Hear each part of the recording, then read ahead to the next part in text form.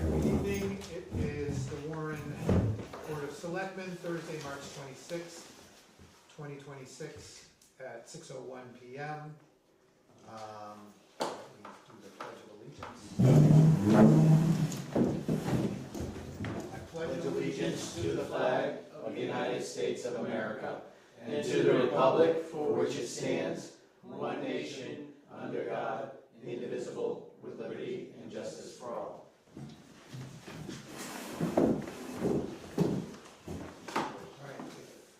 We are going out live on various streaming services. If you're recording, please let us know. First up, review of a request for a common vic license at 2162 Main Street, West Warren. How do you, Arista or Arista? Arista. Arista Restaurant LLC.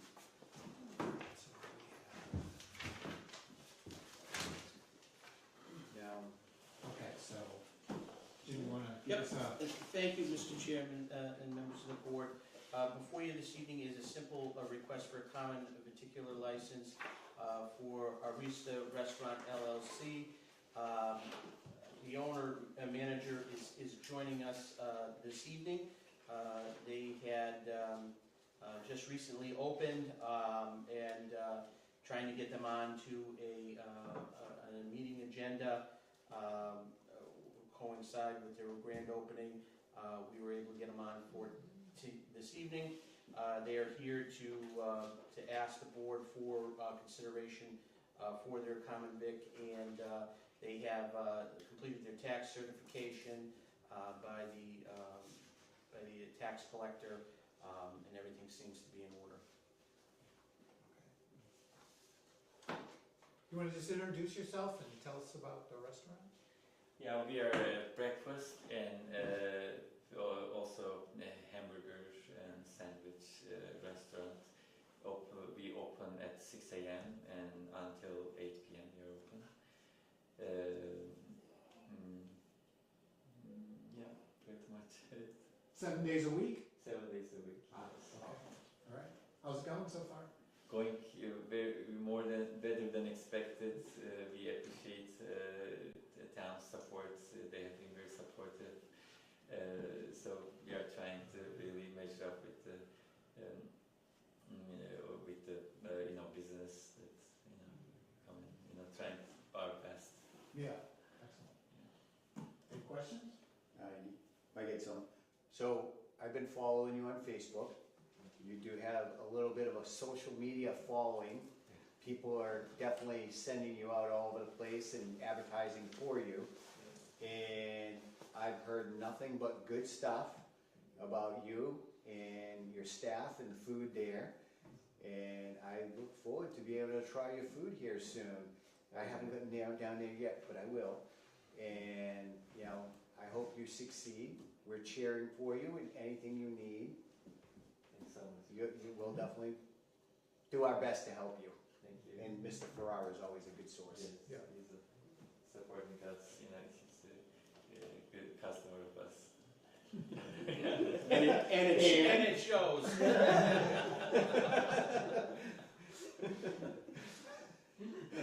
Just throw you over another bus. What's his favorite dish? I know. I actually want to ask him. Well, I had the fettuccine alfredo tonight, which was very good, and the chocolate cake dessert was very good. But they have great burgers. The burger I had for lunch the other day was very good, as well as a breakfast. I had a breakfast a few times, and it's very good. And it offers people an opportunity to have something on Mondays and Tuesdays and in the evening hours when other places may not be accessible. So I think it definitely fills a void in the town, and it gives people an option. And the prices are very reasonable. Very.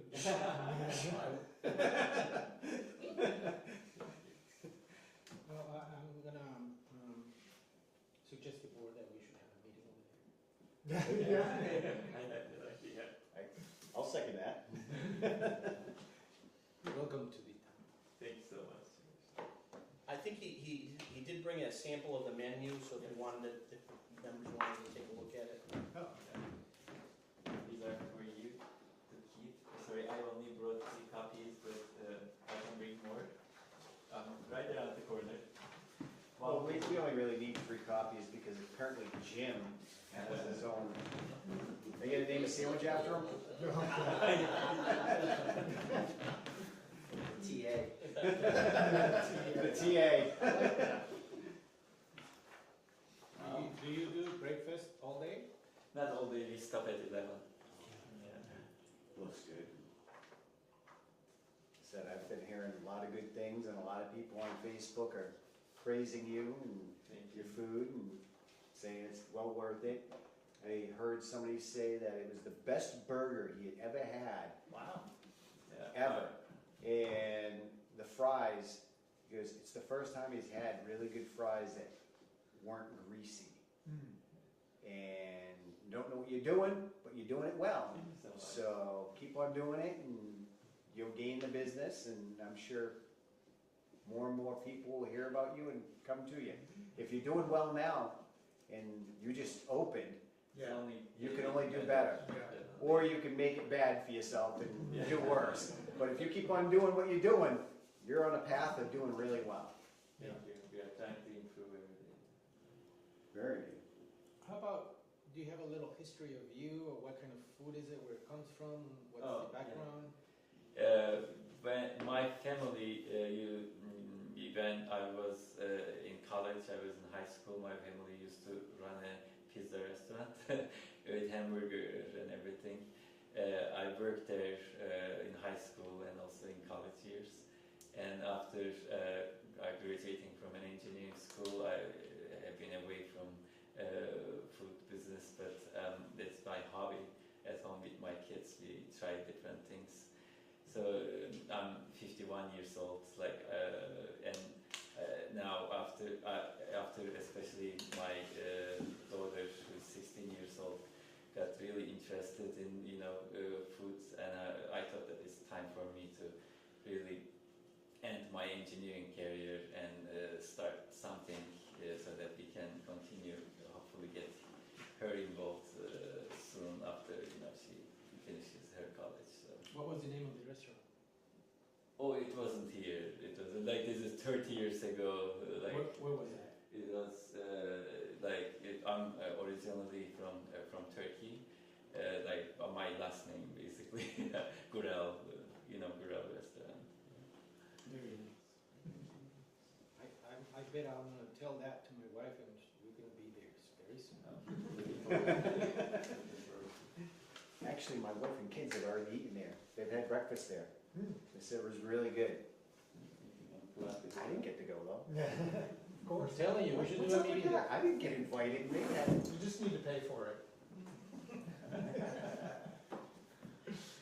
Thank you, sir. All right, you wanna make a motion? Yeah, I would be honored to. I'll make a motion to approve the common vehicular license at 2162 Main Street, West Warren, for Arista Restaurant LLC. Is there a second? Second, All in favor? David Dufresne, aye. Derek Bailey's aye. Rich Hacker, aye. Motion carries. Congratulations, sir. Congrats. Does he need to he can sign anything, or is there any other process?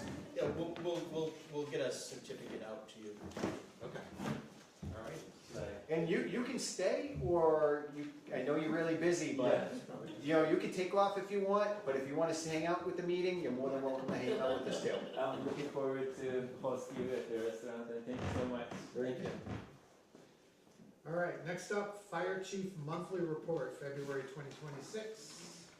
Good evening, everyone. Adam Mulvoy, Fire Chief. Thank you for having me in this evening. So February of 2026 was a pretty busy month for us. We did 60 fire calls, which included 12 motor vehicle accidents, 8 medical assists, 3 activated alarms, 10 canceled or false calls that we ended up being able to return apparatus, 6 service calls or welfare checks, 1 legal burn, 3 mutual aid calls, 3 structure fires, 1 power line incident, 3 investigations, 1 cooking fire, 2 rescues or extrications that required extrication, 1 hazardous material response, 1 vehicle fire, 2 carbon monoxide issues, and 3 gas emergencies. We responded to 79 EMS calls during the month of February. 14 ALS intercepts were used for those calls. We gave 1 EMS mutual aid to West Brookfield and 2 to Ware during that month. We completed 3 smoke and CO inspections, 3 liquid propane inspections, 1 oil tank install, and 1 oil tank removal. We completed, in terms of activities and meetings, we completed our multiple hazardous material refresher trainings that we've been working on for the last couple of months. We've got those done. We've got a pretty extensive training regimen coming up in the next couple of months. That was for the fire side. The EMS side, we trained on safe stretcher operations and safe patient extrication, meaning practicing going up and down stairs with patients on stair chair and stuff like that, just to make sure our people, you know, are doing the right thing and they're using the equipment correctly and no one's getting hurt while they're being carried and stuff. So it was a busy month, but we got a lot done. So in terms of our budget, watching everything real close at this point, I did have to have, it's not in here because it just happened recently, I did have to have some work done on our engine 3, which was a few $1,000s to replace an air cylinder underneath that gets it to go from road to pump. I mean, unfortunately, the seals were just rotted out from salt and stuff. We had to replace the air cylinder. Our engine 2 is currently out for some some service work right now. So watching the budget real close, but if anything becomes, you know, immediately apparent and there's a red flag that I may need to transfer something, I'll certainly let, you know, Jim know and the finance committee. But right now we're doing okay, knock on wood. So just watching a few things as we near the end of the fiscal year. All right, thank you for the mutual aid numbers, that's good. No problem. Questions? Jim volunteer for the chairlift? No, it's, you know, like I said, we're as we know, we're between ambulances right now, so we're, you know, making sure that we train on all the stuff we need to. Thanks. Chief, you did help on the mouse run hole. Oh, yes, the mouse hole run, yeah, And so. let me tell you that from where I was watching, you guys did amazing. Yeah, Thank you for this has helping. become an annual event now. It kind of started small and now it seems to be picking up steam. So, you know, I think we had 17 or 18 members from the department that were out that day supporting that. We had a couple of kayakers that did overturn. They were able to grab them quick. I know CERT was there to assist. I was actually out of town that day. But, you know, they did a great job. And I was just saying to Jim, you know, the District 7 Tech Rescue Team, you know, they saw that on there and they thought the river would be a great place for them to train too. So we have the Central Mass or the Central Mass team coming out in April to do some training on the river too. So it's good for them too. So it's you know, something that, you know, we can work jointly together as things go on. But it's become a good event. I think we have a couple dozen canoes and kayaks that go down there. I think I was told there's one guy on a stand-up board that made it all the way through somehow, some way. So yeah, which is pretty impressive. So, but yeah, it's a good event, and it's the gentleman that puts it on is a diehard, you know, kayak person, and there's a whole group of people out there you don't even know exist. There's a lot of them that are into that, you know, the whitewater stuff. So, you know, so it's kind of a good, nice event. Water's not warm right now either. No, it's not. No, it's not. No, it's not. Definitely die hard. All right, thank you. Thank you. Emergency Management Monthly Report for January and February 2026. Good evening, Jim McKeon, Emergency Management. With my January and February report. In these reports, I'm pretty much going to go over wrapping up our winter, which was quite harsh. January, New Year's Day, they had a snow event, 3 inches. January 4th, the siren test, that's the normal. January 6th, they had an ice storm event. January 14th, 2 certain members attended a dementia awareness training held by Charlton CERT and their Council on Aging. 2 members attended that. January 17th, this is the time when basically back-to-back snowstorms. January 17th, 5 inches of snow fell. January 19th, 4 inches of snow fell. January 22nd, 3 more inches of snow fell. And then we had the major snow event on the 25th and 26th, which they named that storm Fern. 'Cause larger storms get a name, almost like a hurricane. That storm gave us 18 to 24 inches of snow. It was fluffy snow. I have more of a detailed timeline and report attached. The heaviest was from 8 a.m. Sunday through 4 p.m. that day. And then that storm just continued lingering for roughly 38 hours. That means it snowed. Snow was in the air for 38 hours. So, and then picture crews working another 12 to 15 hours. So, yeah, that's where it equaled over 2 feet of snow. One of the longest storms I ever remember. I don't know if anyone else can remember a storm that actually snowed for that long. Was it 78? Well, the talking is just snowing in the air, rather than. So, that was January. So you want to go to February? Yep. Go ahead. February, we did the siren test, February 1st, everything was normal. Later that day, a couple of CERT members helped clear some of the snow away from the trailers in the Shepherd building, check the equipment and everything. February 4th, we assisted the fire department with the structure fire they had. We helped them close the road down, and we provided some hand tools and some seam safety, helping them salt some areas, icy areas. Road was closed about 7 p.m. that day. Everyone detoured around either East Road or West Brookfield. We used signs and cones for it. February 7th, 5 inches of snow fell.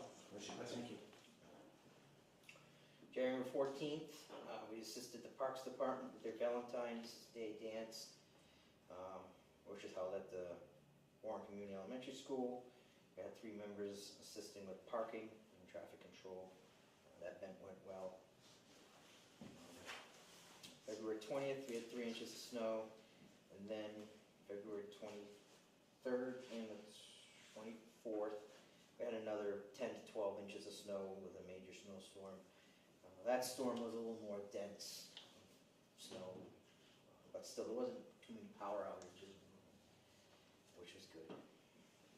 On February 25th, we had 2 more inches of snow, and then on the February 28th, we had to clear our trailers out again. So that's pretty much what I had.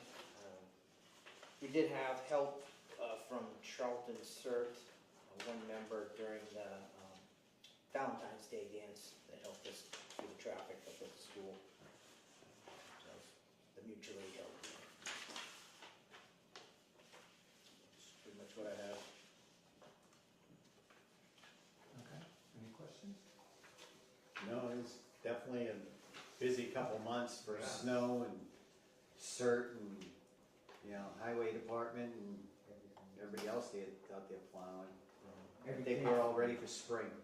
Everything from buildings and ice dams and every building's seen some problems, and it's just, we haven't had a winter like that since probably 2011, Yeah. 10. That was one of the worst ones far back. Hopefully we got through it. Alright. And So not saying it could be another that was spring snow or. Well, then we have a April 1st blizzard one year. Yeah, April 97. Fools, yeah. Yeah. It's possible. Not that you want that.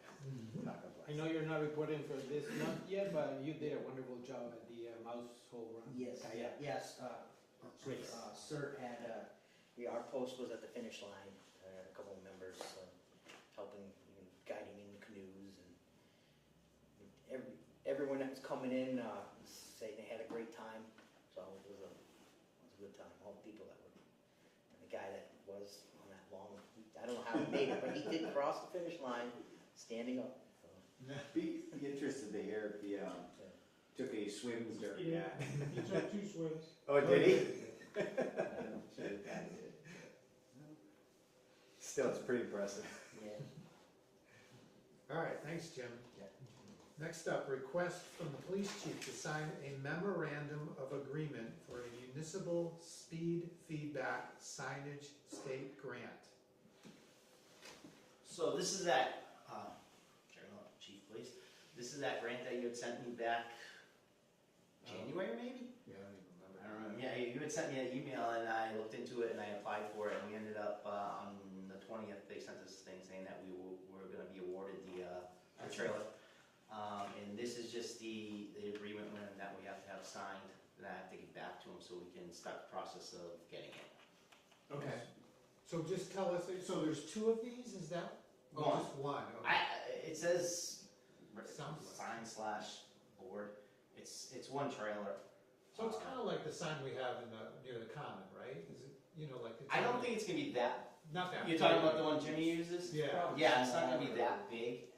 Right, It's right. something that we can put on the Doesn't side of the road. Sturbridge have one? Yeah, you see I've seen it on town. Apple a few times. This one's more of one, so that grant dictated where they want it, and I have to report every month the findings, so I'm guessing, they really didn't give me too much on the trailer, but I'm guessing it does, it must log the speeds that they wanna see. So some of the areas we can put it in is at each end of Main Street, Southbridge Road by Rogers Farm, where I really wanted it, cause he's always told us he has issues with, vehicles. He's not there no more. He's not there no more. No? No, he sold the place. Oh, I didn't know that. Yeah, he retired, right? So, whoever's gonna get the place is gonna have I figured that They're already trailer. there, I think. The How- people. How long do we have that? Is it ours? Yeah, But you just have to keep reporting, right. or for so long? 3 Um, years? 3 years? Yeah, I'm And gonna then- say, I know that was 4. Every 3. month for 3 years, okay. Yeah. Wow, all right. Is it part like a traffic study kind of thing too? I think that's what this grant was for, and that's why it specifically gave areas that they wanted at. Like I said, there's one here where the speeds drop on each end. One was Rogers Farm, which I don't know why, and then there was another one by Quabog, another spot there. So those are the 4 areas we could use it at, and then, like I said, every month I have to report the data to them. Okay, cool. Is it 3 years? 3 years, yeah. All right, I don't know if there's no other questions, you wanna make a motion? We will also have to, get when the trailer does come in, we'll have to get it, Oh, insurance. uninsurance, just let me know and we'll get it, license plate up and all that. Okay. Thank you, Chief, for doing that. Rich had sent it to me, so thank you, Rich. Yeah, thank you. You did all You're welcome. the work. He did do all the work. I just hit forward. Forward and send. This citizen's job. Yeah, right, exactly. You ready? Yes, go ahead. All right. I'll make a motion to approve the municipal feedback signage state grant for the chief of police for Warren. Is there a second? Second, All in favor? David Dufresne, aye. Derek Bailey's aye. Richi Hacker, aye. Motion carries. Who signs this? Do we or does? You can sign it as the chair. I didn't see any signature. Yeah, she'll have it. Okay, oh yeah, I just saw it, all right. All right, up next, discussion regarding a request from the planning board to amend the floodplain zoning bylaw, section 10, the floodplain district. All right, so what we have, so we need to update our floodplain zoning bylaw. We have a few people in town who have flood insurance, and in order for them to maintain their flood insurance, we need to have an updated bylaw. So the planning board, talked to somebody from DCR? DCR, and it's the flood damage management department. Okay, It's a subset of Yeah. DCR. Yeah, So, Jim, myself, and Joyce on conservation met with this woman Nadia weeks ago now, and then she made a presentation to the planning board 2 meetings ago on this, and it's kind of something we just need to do. What we can do is use the model bylaw that they provide. It just kind of outlines all the parameters of maintaining the program. We need to maintain some standards so that people can be insured against flood. I thought we were supposed to have a new flood, have it redone, because that was one of the things that was talked about when we did the walkthrough of the mill complex with the Corps of Engineers.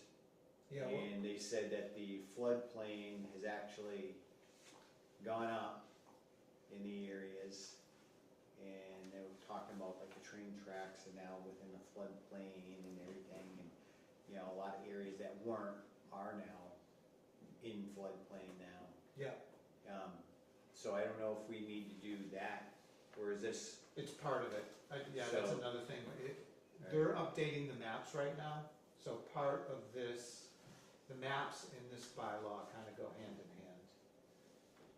Basically, the area has been increasing, it's only gonna affect new construction. Well, and people who have a policy, just so they can maintain it. If we didn't pass this, those people could be in danger of losing their flood insurance. So, that's kind of an issue. For people who are not right now in the flood zone, but the new flood zone, it's over their property, now they can have insurance. Right, yeah. It's to protect the, the buildings and the residents and the owners. So the way zoning bylaws work is a proposal from somebody, a body comes before the select board, and then we pass it on to the planning board.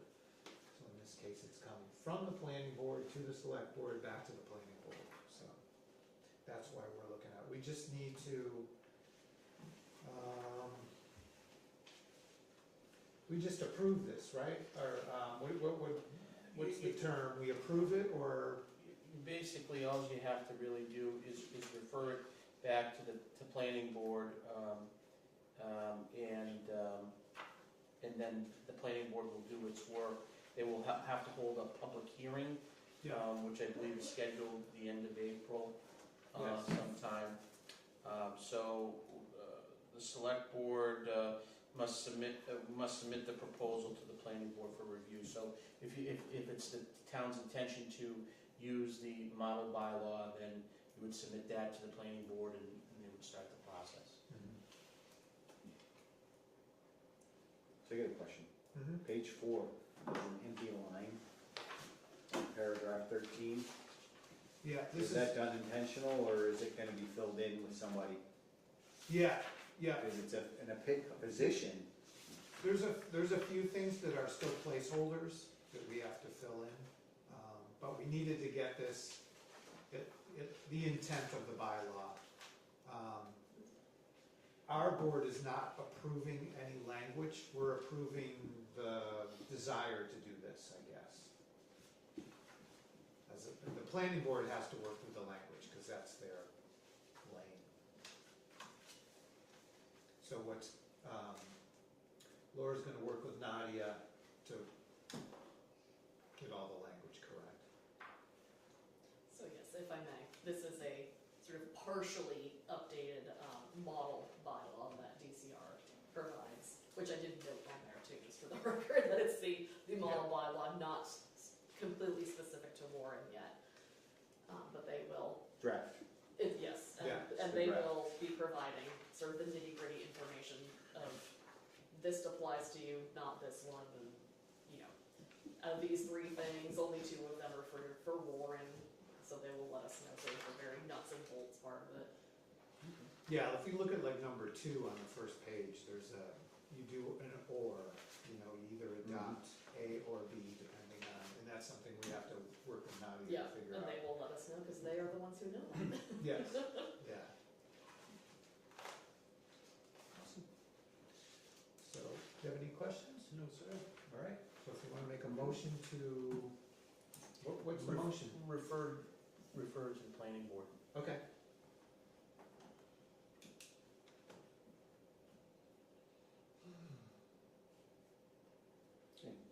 I'll make a motion to refer the floodplain zoning bylaw to the planning board to amend. Is there a second? Second, All in favor? David Dufresne, Derek Bailey's aye. Richi Hacker, aye. Motion carries.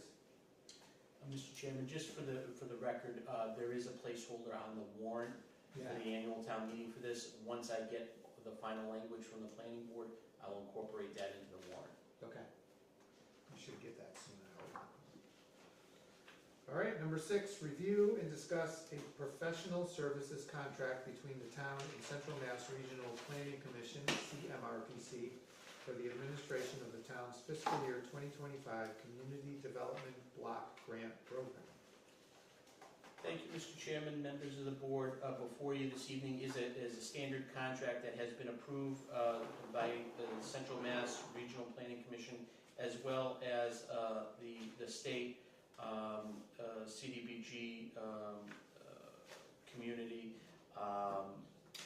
the Office of the Executive Office of Housing and Livable Communities, where this is a standard contract for CDBG that has been approved by both entities.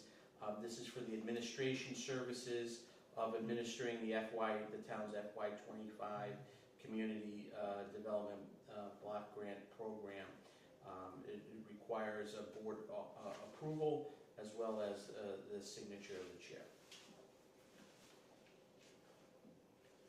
Any questions? I mean, we've been working with CMRPC Doing on this this. stuff for a million years now, and it's been Yes. very lucrative for the town. So, I'm good. go ahead and, It's good stuff. yeah, All right. go ahead and make a motion. All right, I'll make a motion to approve the contract between the town of Warren and the Central Massachusetts Regional Commission for the administration of the town's fiscal year 2025 Community Development Block Grant Program, and for the chair to sign on the board's behalf. All right, is there a second? Second, All in favor? David Dufresne? Derek Bailey's aye. Richi Hacker, aye. Motion carries. Number 7, review and discuss a proposed contract amendment between the town and Waterfield Design Group for the River and Central Streets Improvement Project. Thank you, Mr. Chairman, members of the board. So before you this evening is a contract amendment between the town and the Waterfield Design Group for the River and Central Street Improvement Project. This, as you may recall, bids had come back to the town when we were reviewing the scope of work, along with the recent acquisition of a private entity for the community hall building, and incorporating them into some of the specifications of the bid and allowing them to comment. The bids had already were already being solicited, and we wanted to make changes to the specifications of the bid. So we rejected all the bids at that particular time, and now we are ready to go out to rebid with new specifications. And so this is for the Waterfield Design Group to do a change order for task 1, which is to update the bid documents, and task 2, which is the bidding services. This will all be covered through the CDBG grant that has already been approved. So this is a simple contract amendment to the existing contract that the town already has with Waterfield Design Group. Okay. Any other questions? No. All right, want to make a motion? All right. I'll make a motion to approve the proposed contract amendment between the town and Waterfield Design Group for the River and Central Street Improvement Project. Is there a second? Second. All in favor? David Dufresne, aye? Derek Bailey's aye. Richi Hacker, aye. Motion carries. Number 8, review and discuss fiscal year 2027 employee medical rate renewal with Maya and an anticipated vote to authorize the treasurer to sign renewal. Thank you, Mr. Chairman, members of the board. Before you this evening is an authorization to authorize the treasurer to renew for the town's medical coverage for the employees with Maya. Our renewal period is September 1st of 26 to August 31st of 27. August 31st of 27. We currently have about, I want to say 40, 45 people that take advantage of the medical insurance for the town, whether they're on a single plan or a family plan. It's kind of split down the middle. Maya's average range increases for fiscal year 27 was anywhere between 2.9% all the way up to 14.4%. The town received an increase kind of almost in the middle of that range at 7.75% increase over last year.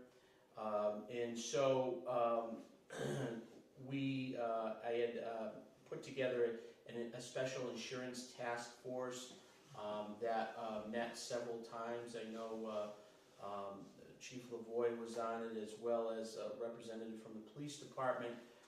We had the highway surveyor on it. We had the treasurer on it. We had the member from the retiree community on it, myself.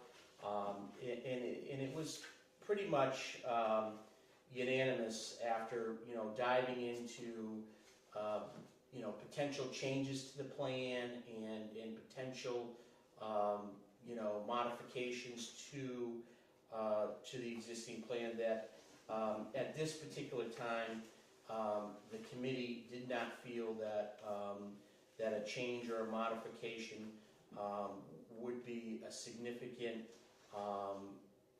decision to make at this particular juncture, given the fact that a lot of employees we use that as a tool to retain our employees and to keep who we have here. It's very difficult to make modifications at this particular time.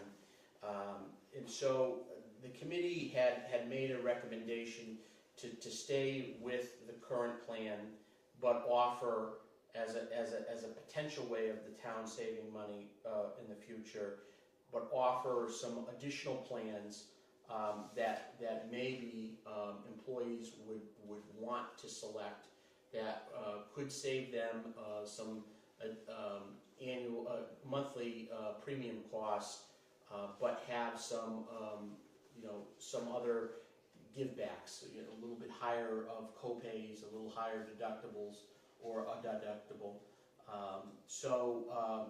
If you don't go to the doctors as much, if you don't have a need to use prescription drugs, maybe that you would take one of those plans, and you would save on your monthly premium, as well as the town would too, because the plan would be less expensive.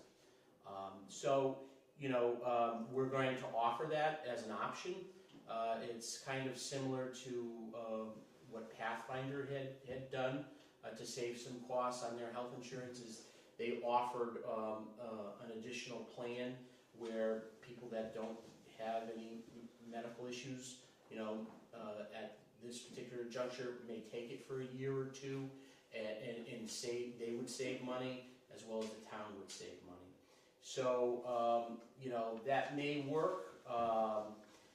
It generally works best when you have a ton of employees, and there's more option, and then employees that may want to make a change could do it within more options. But we have a very small pool of employees, between 40 and 45 employees that are on it. So, you know, Pathfinder has probably over 100 that are on their plan. So, you know, if there's a shift of, you know, 10 or 20, you know, it will make a difference in their annual costs of insurance. Whereas if we only got, say, 2 or 3 employees to shift onto one of those other plans, the savings, you know, on the town side would be some, but it wouldn't be, you know, significant. So, you know, the committee had decided to renew with Maya for medical, and just to keep a close eye on it at this particular junction. So, are you gonna offer an alternative plan for enrollment in August, or? is Yes. it- Oh, okay, so between now and then, you're Yep. working on some So, options? yeah, we're working on another option with Maya. We are also going to do an educational piece to our employees. So we're gonna have an open house or an open enrollment session, and not just for medical, but we're going to also bring in some of our voluntary life and other people that do some of our other benefits, and have it as like a day for educational purposes for our employees. A lot of employees don't understand, you know, all of the benefits that go on in the healthcare side that they have, and so I think we have to do a better job in educating them and showing them, you know, how much money we're really investing in them for their medical, because our plan is very good. Okay. Questions, comments? No, sir. All right, we don't have to do anything, right? Oh, you have to authorize authorize- the treasurer to sign it, okay. So, need a motion? Okay, I'll make a motion to authorize the treasurer to sign for the fiscal year 2027 employee medical rate renewal with Maya. Is there a second? Second, All in favor? David Dufresne, Derek Bailey's aye. Richi Hacker, aye, motion carries.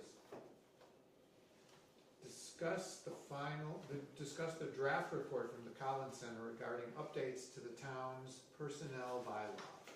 Thank you, Mr. Chairman, members of the board. So, there was a grant that I got a little bit ago through the Community Compact grants that were offered, and it was a grant that I wrote for taking a look at our personnel policy bylaw and to look at all of our policies related to personnel. They haven't been looked at in quite some time, and the Collins Center has just completed their analysis after talking with me and talking with staff. They put together a draft report. This is just for discussion purposes, for you guys to look at it. This is the first bite at this. I realize that it is extensive. There's also attachments that were emailed to you for the policies that the Collins Center is recommending that we have staff sign off on and review. And, you know, a vehicle use policy, a computer policy, a cell phone policy. You know, these are all policies that the town does not have, but should have, and is a best practice. So they are here for your review. They made a really good effort to try to put it all together in this summary. They had also recommended that the town, as opposed to having most of our policies related to personnel are incorporated into the personnel bylaw, they recommended that they be taken away from the personnel bylaw and just be adopted by the Board of Selectmen so that they can be easily modified, changed, updated by a vote of the Board of Selectmen, as opposed to going to town meeting, to get a town meeting vote, can be cumbersome and can be, problematic when you're looking to change some of the HR policies that constantly change. Okay. So all they did was a review, so we're on the hook for actually implementing everything. Correct. Okay. And who's gonna do that and when is that gonna happen? Well, I would be, I would be I think we involved. know who's doing it. Yeah, I would be involved in it as well as the board, in terms of implementation. But, I think there's a lot here to unpack.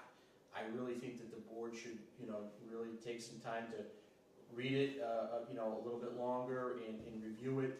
And then, in a couple weeks or so, we can take a look at it. Maybe, June is too soon, and maybe we do something in the fall with it. But I think we need to definitely, for some of these policies that are really no-brainers, we need to have these on the books. So it probably would be good to kind of come up with, I don't know if you want to call it a priority list or a task list.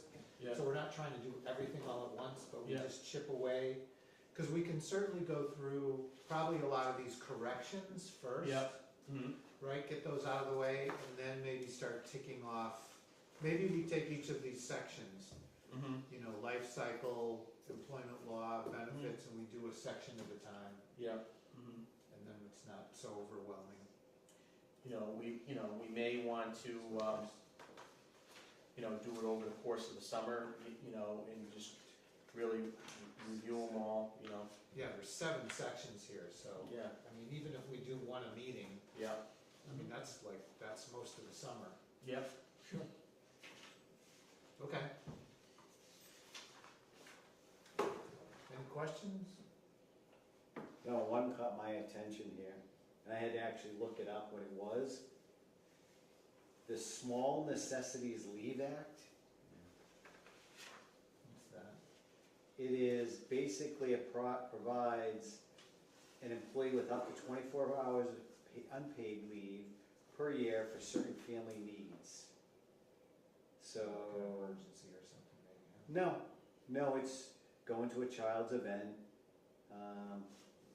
medical appointment, or, just essentially appointments, or just attending a school interview or something, Okay, so, but it's unpaid, right? yeah. Right. And some of these things, we don't have to adopt. Some of them are cleanup of what we have currently adopted. So, there's gonna be some time to really sit down and really read these and go through them. And we can certainly do that. I think it's gonna take, a period of time to go through them, and I just don't think that we would, potentially have this done by June, No, there's a lot. This is a lot paper. Okay, any other questions? And the attachments, like I said, have been emailed to every member. Okay. All right, thank you. Number 10, review draft report from Ty and Bond regarding the HVAC study at the senior center. Right.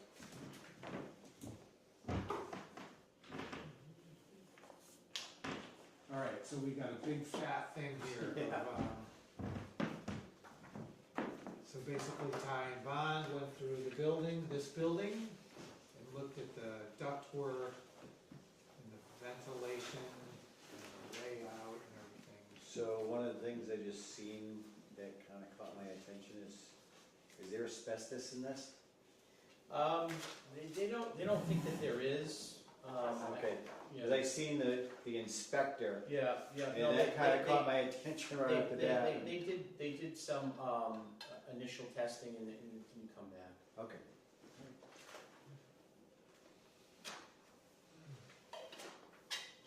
So, Mr. Chairman,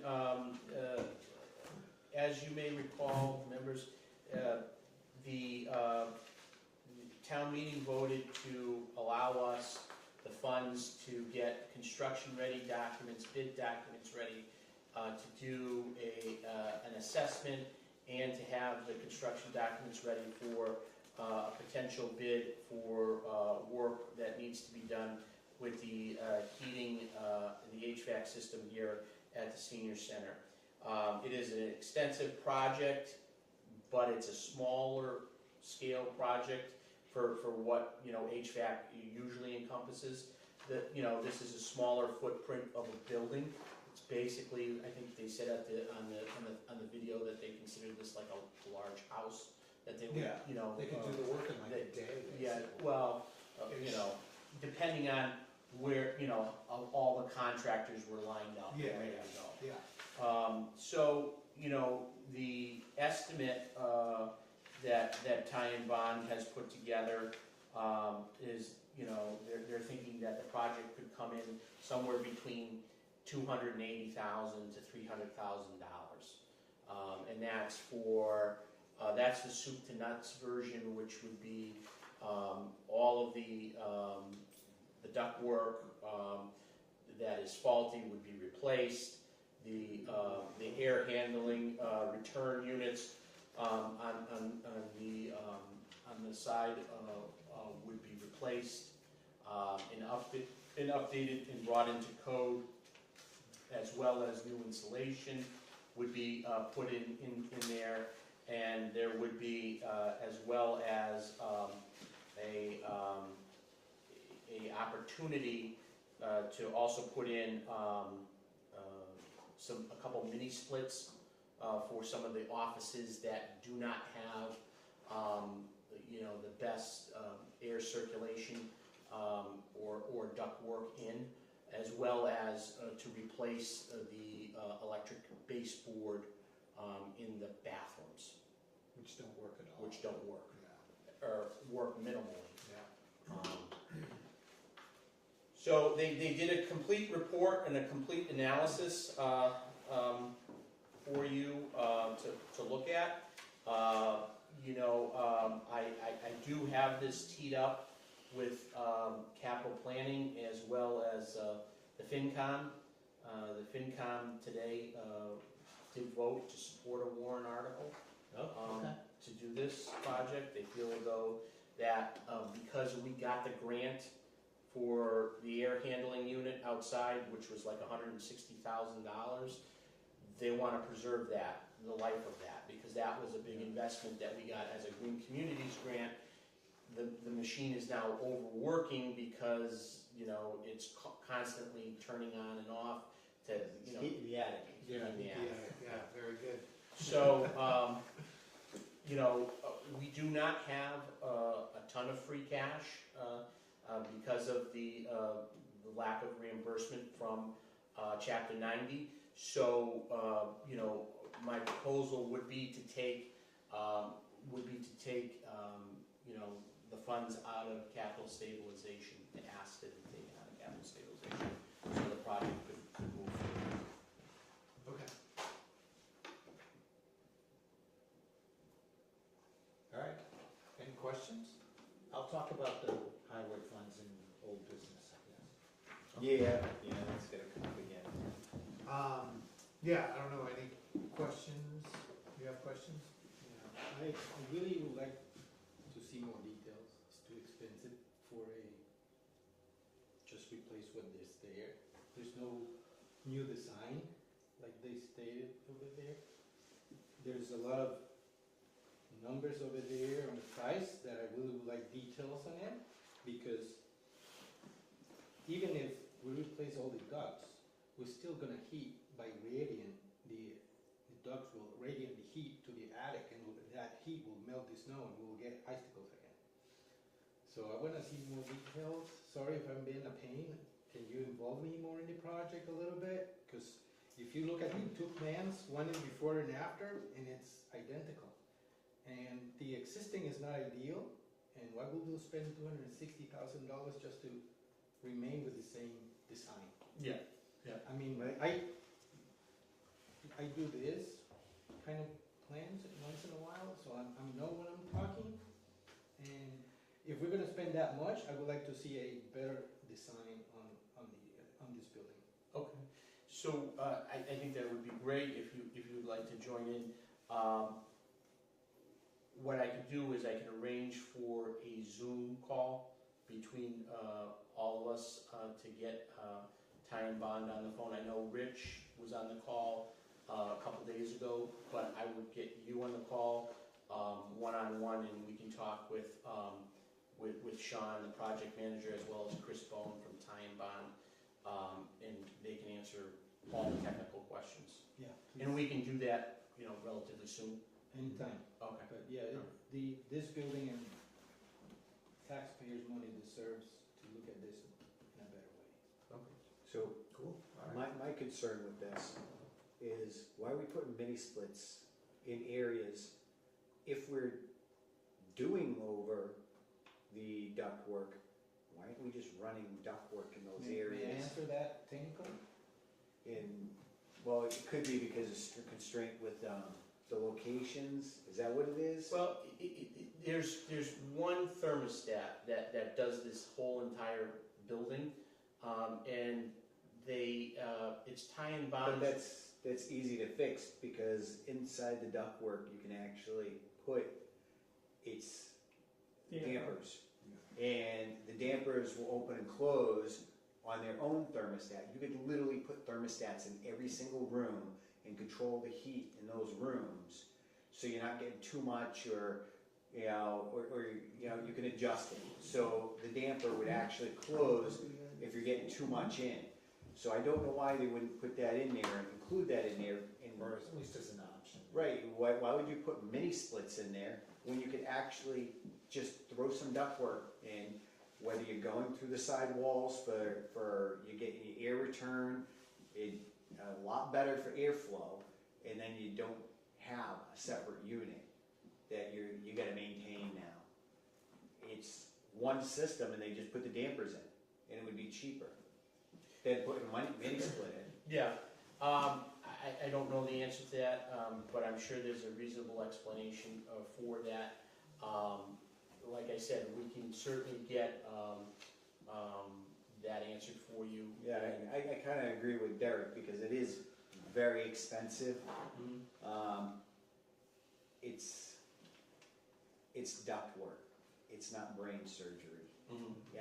You're gonna throw down a main trunk line, which comes from whatever your heat source is, and then you're gonna have the splits come off of that into the different rooms or areas. Bathrooms kind of challenging because of the moisture in the bathroom, but it doesn't make sense Yeah. why it's so expensive. So, the reason why it is so pricey is prevailing wage. Well, so- even with prevailing I mean, wage, yeah, but these particular projects become, double and triple the cost because of that. This is margin.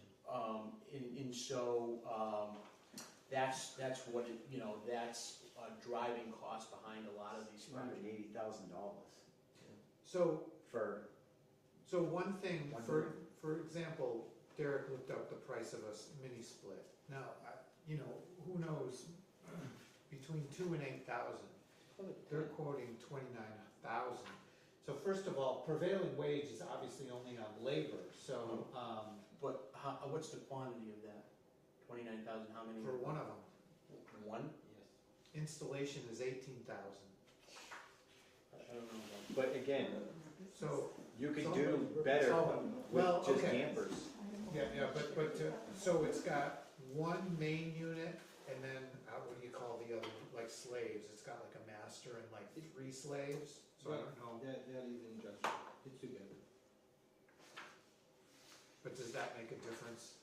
No, that's, So, like, that right here. $47,100, that's for multiple mini splits, that's not just one. It says one. Yeah, it does say one. I know it does, but if you read Well, the proposal, there was 5 of them. I don't But know it's if also doing it one now. central unit with all these ones that come off and actually go into the walls. Correct. Let's don't break our heads. Let's Yeah. have a meeting, Yeah. discuss with them, and then we can go over the details. I'd like to be included in that meeting too. Okay. So Because I have Yeah, questions. just send out a Zoom to everybody. and, We'll do a Zoom, it'll be a public meeting. I guess so, yeah? Yeah. Okay. I don't need to necessarily be on it, because I was already on the call, so. Okay. When are you available? Well, you have to post it. Oh, yeah. No, So but I it mean, has like to be work-wise. posted. I can do it Thursday or Friday. All right, I Okay, so maybe- see, maybe next Thursday? So next Yeah. week sometime? Yeah. All right. Can we do an all-remote meeting? I think you could, yeah. As long as you announce it. I think you could. All right. Here's the other split. Yeah, so we do two in these offices. Yeah, the design doesn't make sense All right, where well, they're going, so. yeah, let's defer to that. Okay. Number 11, continued discussion on web accessibility compliance for the town's website with a possible vote on a contract for additional services from Civic Plus. Thank you, Mr. Chairman, members of the board. So we had discussed about a requirement for our new website to remain compliance with accessibility, which is a DOJ mandate for this community and communities our size by April 2027. Civic Plus offers a solution to its customers where there's two modulars that we can purchase an annual subscription to. One is a audio component, which would be for accessibility issues, as well as a doc scan access for our PDFs, and which would convert all of the PDFs that we have that are publicly posted and to make those documents accessible and compliant. This would allow us to remain compliant with the accessibility regulation by the DOJ, and would also allow us to have technical support 24/7 when it comes to website accessibility for the accessibility on our website for customers or residents that have accessibility needs.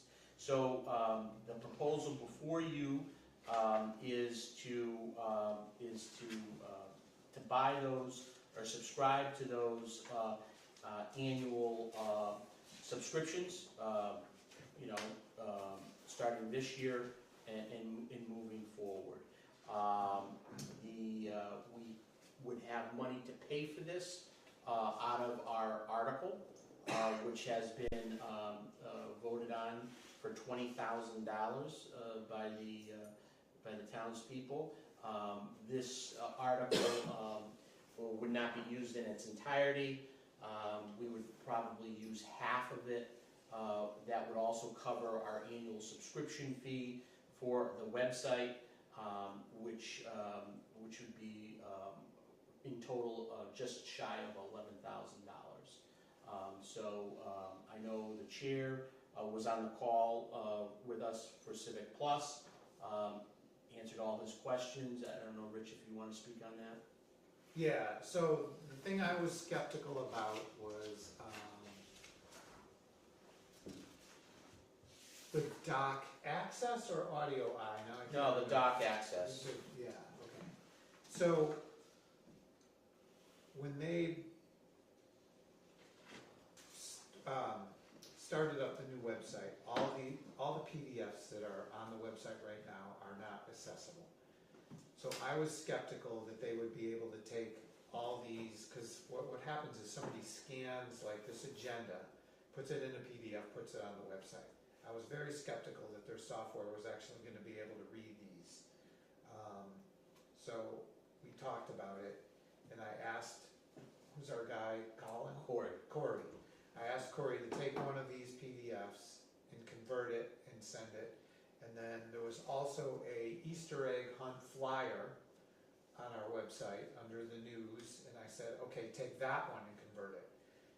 Both of them came out in a form that could be readable, so I was kind of impressed. Like the agenda did pretty good because it's a lot of type, obviously, but they were even able to get like the clerk stamps on there.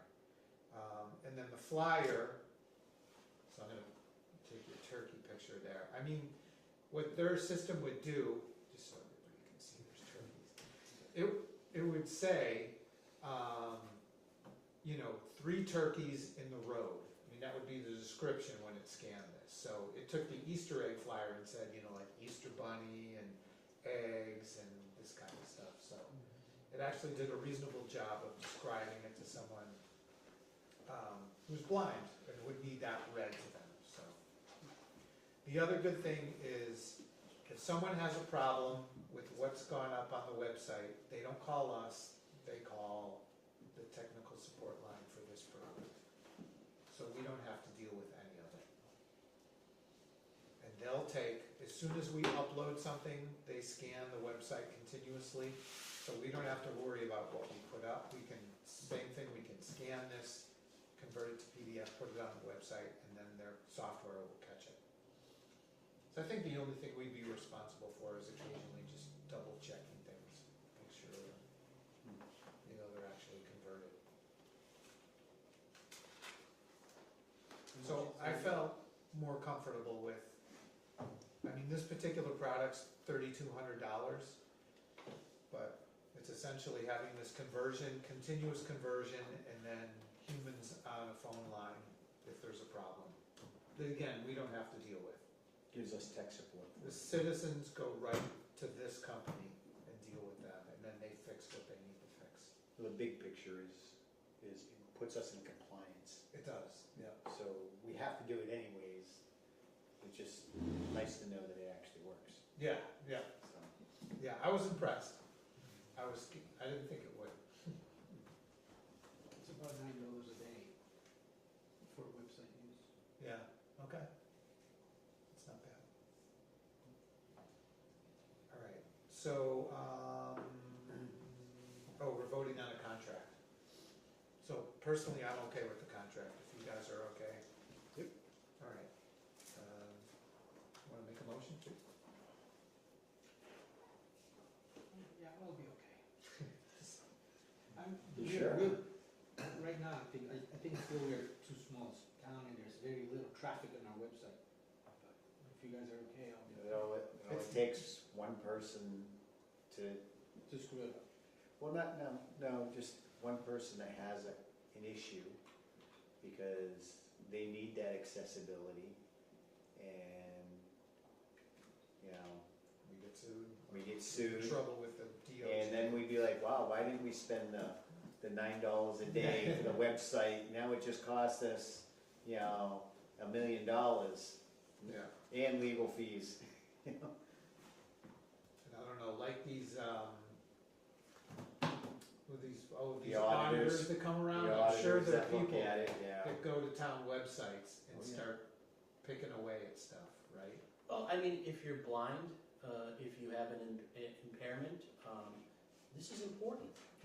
Yeah, And this is something that, communities should do, so that people that have accessibility issues can have access to their local government.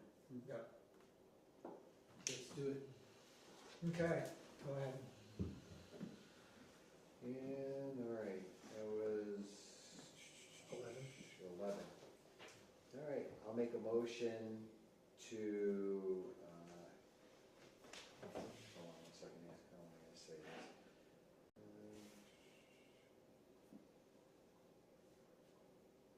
All right, I'll make a motion to approve the contract for the town's website with the addition of services from Civic Plus. Is there a second? Second. All in favor? David Dufresne. Derek Bailey's aye. Richi Hacker, aye. Motion carries. Number 12, notice of award with a possible vote to accept a Department of Energy Resources Green Communities State Grant in the amount of $155,737,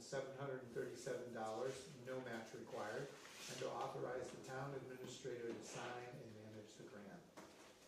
Thank you, Mr. Chairman, members of the board. I'm pleased to present to the board this evening that the Green Communities Grant that I've been working on along with some of our partners at the state and then CMRPC, we were awarded $155,737 for a complete weatherization project for our community elementary school. in Warren.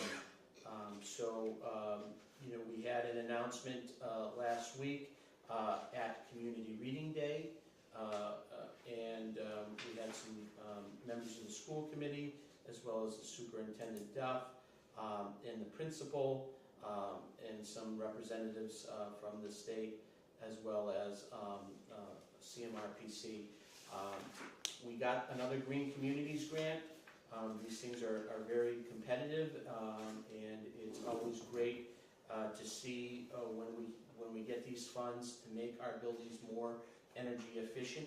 What do I mean by that for the weatherization project? This is for door jambs, windows, insulation, anywhere, crawl spaces, anywhere where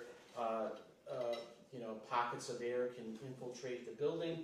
This will help completely wrap the building, make it energy efficient to keep the energy inside of the building.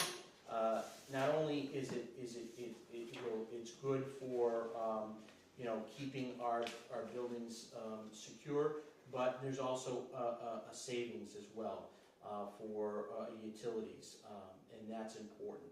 So they're projecting that there will be some savings here. There's an incentive through National Grid as well. So this weatherization, this stuff works. This stuff helps with energy costs and helps with maintaining your building at a reasonable temperature, whether it's in the winter or the summer months. We did a energy management system there 2 years ago, and it now keeps track of all of the temperatures in all the classrooms. Early on, when I started here, teachers were complaining that some of the classrooms were at 80 degrees, and other classrooms were at 68 degrees, and there was a real stark difference in some of that. So we got a Green Communities grant. The grant paid for an energy management system. Now we're going to do weatherization, the complete building wrap. So we're looking to get this done primarily over the summer, so that we can have less interruption. But again, this is a collaboration between the town and our school district, and this is an important thing because it's important that we maintain our buildings. And Warren Elementary is one of our buildings. Okay. Questions? No, I'm good with it. I was looking through all the notes and stuff, and there are a lot of areas of concern where we're getting a lot of outside air added into the conditioned air, so it's constantly causing that air conditioning system to kind of work extra. And I think doing this will definitely help with cutting down some of the costs on it and keep the teachers and the kids more comfortable. So I'm all for it. Yeah. Okay. I'm good. Just include me a little bit once the startup project. Now, one of the things that I noticed in there is they were talking a lot about moisture.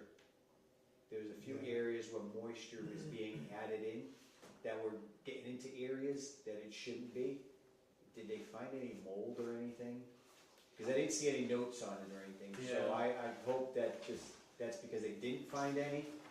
Well, no, I don't think that that's part of the scope, but I'm sure they would have noted it if they did. Yeah, I think Yeah. I would have too. 'Cause that would have been- So, but this will help, Uh-huh. so we don't have that moisture getting into those areas where we could have a future mold problem. Right. I mean, and just, if you haven't really a chance to really stop and look outside of the elementary school, look at how many windows are in that building. It's a lot of windows. And, and there's doors, obviously, but, making sure that they're properly sealed and caulked around, it's important. The other thing is, you gotta talk to Mr. Duff to send out a note to his teachers to make sure they close the windows when they leave for the day. Because we were there for something recently, and one of the windows was wide open, and it's winter, and it's like you get a wide open, window, and it was over the weekend, and it's not like there was anybody in there. Yeah. So, again, they should be closing these windows and making sure that they conserve energy too. All right, And so, not only, there's a projected annual cost savings too, and they're projecting that this annual cost savings by doing this is gonna be almost $12,000. So when you're dealing with tight budgets, a $12,000 in utility costs and savings, is a nice little swing. yeah.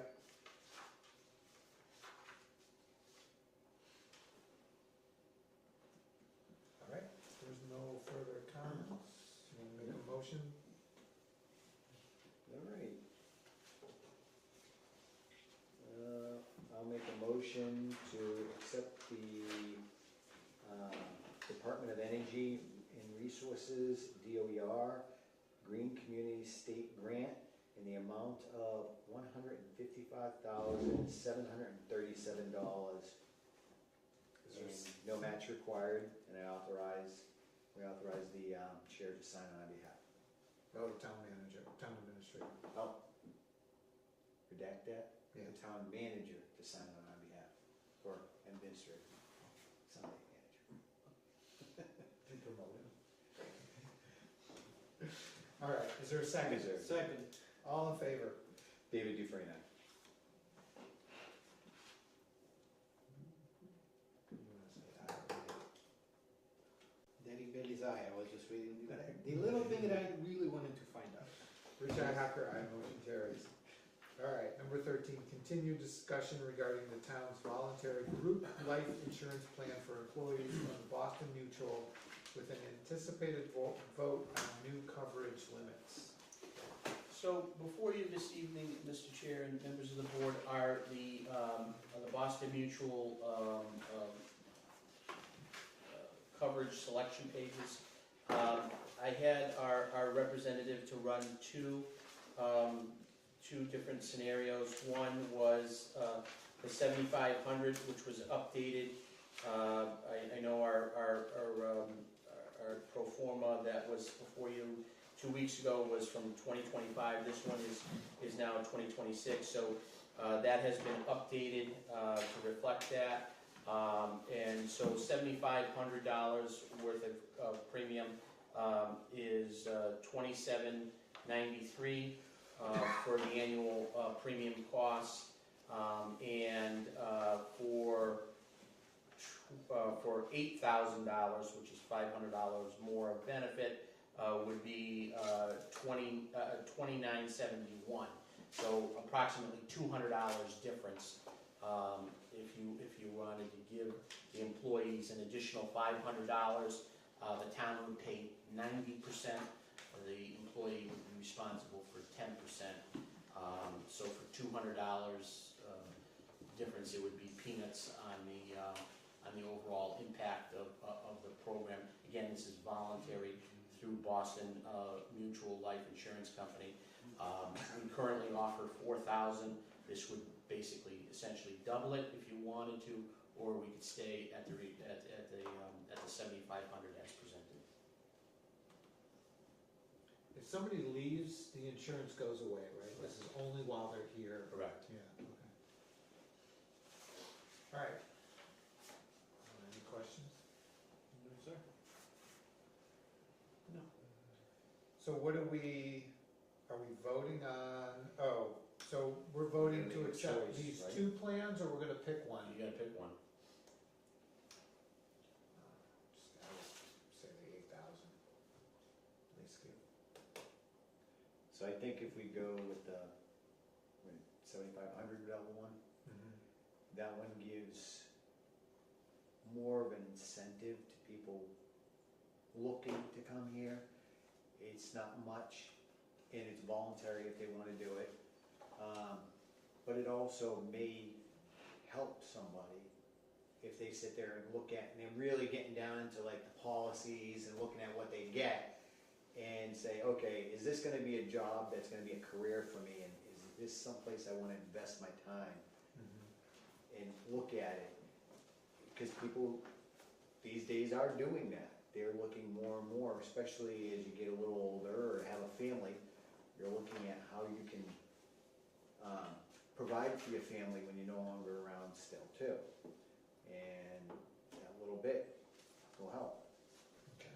I think it would be an incentive. You don't think the 8,000 would be more of an incentive? Thought it was only 7,500, right? No, we have two choices. Well, we have three. We can do nothing. We can do 7,500 or 8,000. What page you on?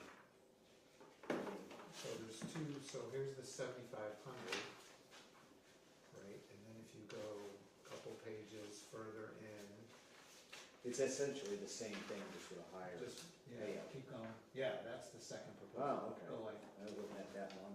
yeah, 8,000. So it's like another $1 more per week. Not even. So I know, 40 cents, 30 cents. maybe we should open it up for comments. See what anybody has to say about it. Current employees, Yeah?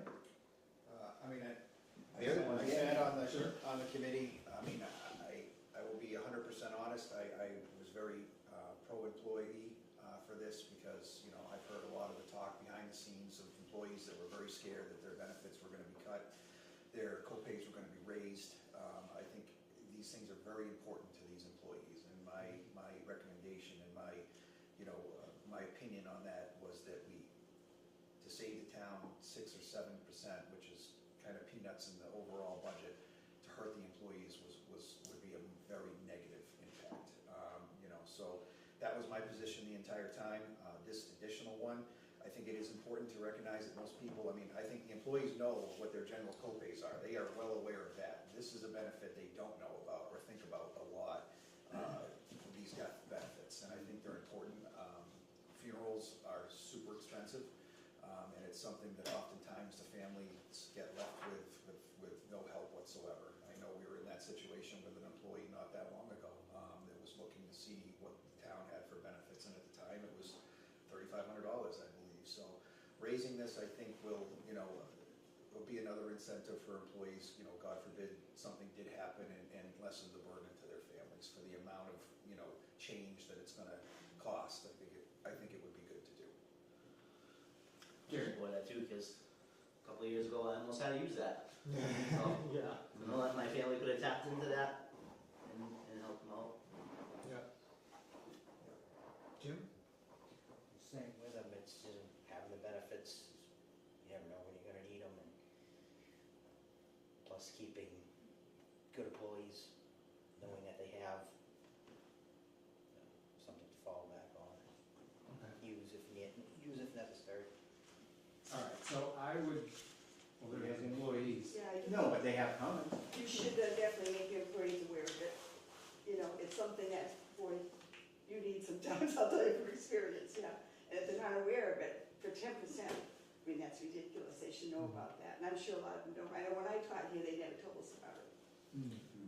That was something that I brought up there because, again, it's one of those things that personally I didn't really remember or know about myself. So, I mean, that was where I recommended that we do a training to the employees so that they are Yeah. fully aware of what their Go through benefits everything actually are. Because, you know, I think that's very important. But, you know, when we started looking at, when Maya adjusted co-pays and stuff, I just looked at it as, this is gonna hurt people. It's gonna, you know, if you're saving the town 6% or 5% to me, and charging the employees 24% on that, I mean, you're hurting the people that are running the town.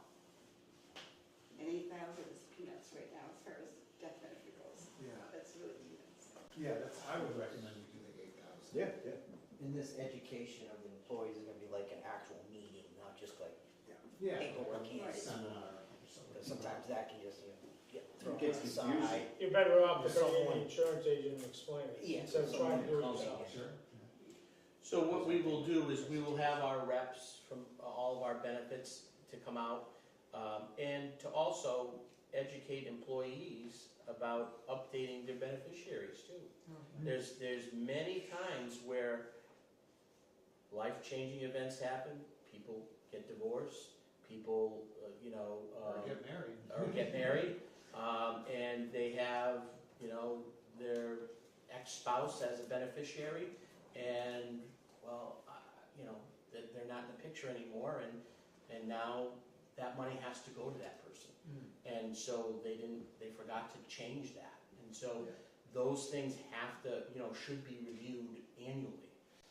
And, those are things that can be done at this training and seminar, and also go over all of the products that the town offers. And so that people have a clear understanding of what is being offered to them. And that should be on a yearly basis, because you change people so often, it should be on a yearly basis. Yeah. All right, I'm good with 8. Okay, so you wanna make a motion, are you good with 8? Yes. Okay. Did you say 10? Doesn't go any higher than 8, but, Okay, 8. all right. And we're on 13. 13 here. So I guess just mention the amount then. Yeah. All right, I'll make a motion to approve the town's voluntary group life insurance plan for the employees from Boston Mutual in the amount of $8,000 benefit. All right, is there a second? Second, All in favor? David Dufresne, aye. Derek Bailey's aye. Richi Hacker, aye. Motion carries. Continued discussion regarding selectmen's meeting guidelines with updates from town council with an anticipated vote to adopt an updated policy. All right, so we have what's recommended from town council. They went through our existing document and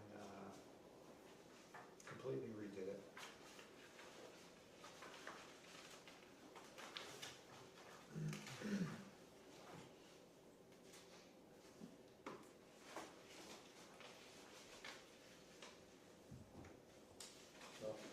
My view of this is KP Law is the one that's gonna have to defend us if we do say anything or anybody says anything. So their guidelines Yeah. on the meetings is something we should take very serious, Yeah. and I'm good with it. What do you think, Derek? You good? Yeah, we've been talking about it for the last 2 meetings. Okay. It's a good thing to do. Can we put an exception in there for Joe Condrat so he can Speak for like. have If it's about a history. block of history, Yeah. Yeah, his history, moment in history for him. Yeah. All right, so you wanna make a motion then? If we could, we seem to be good with this? Yeah, seeing how I got a whole dictionary over here, paperwork now. All right. So I'll make a motion to accept the selectmen meeting guidelines with updates from town council and adopt the policy. All right, is there a second? second, All in favor? David Dufresne, aye? Derek Bailey's aye. Richi Hacker, aye. Motion carries. Request from the Veterans Agent to set the Memorial Day Parade for Saturday, May 23rd, 2026 at 10 a.m. I think this is a no-brainer, and let's just move on, and yes. Yeah. No rain day?